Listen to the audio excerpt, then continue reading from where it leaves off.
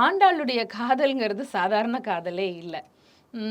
நமக்கு ஆண்டாள் பாசுரங்கள் வந்து நெறைய செய்திகள சொல்லும். அதுல வந்து பக்தி, பாசம், பாசுரம், காதல், அன்பு, கலாச்சாரம், அறிவியல் உண்மை, உளவியல் உண்மைகள் நெறைய அதுல இருக்கும்.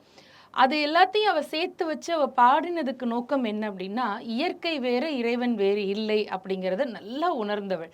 இந்த பிரபஞ்சம் பெருமாளுடைய படைப்பு. பிரபஞ்சம் முழுவதும் அவன் வியாபிச்சிருக்கான். நீங்க விஸ்வம் அப்படிங்கிற திருநாமம் அது வந்து சஹஸ்ரநாமத்துல ரொம்ப முக்கியமான ஒரு திருநாமம்.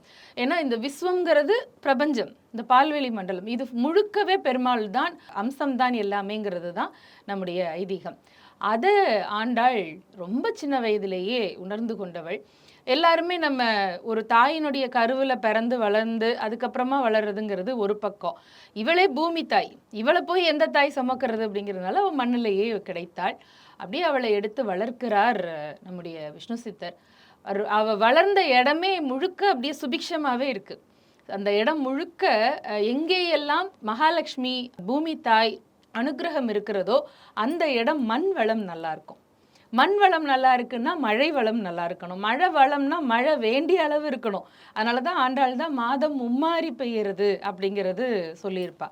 அந்த ஆண்டாளுடைய காதல் வந்து ரொம்ப அபரிமிதமான காதல். அதுலயும் அவளுடைய அந்த சூடிக் கொடுத்த சுடர்கொடிங்கிற திருநாமம் ரொம்ப பொருத்தமான ஒண்ணு.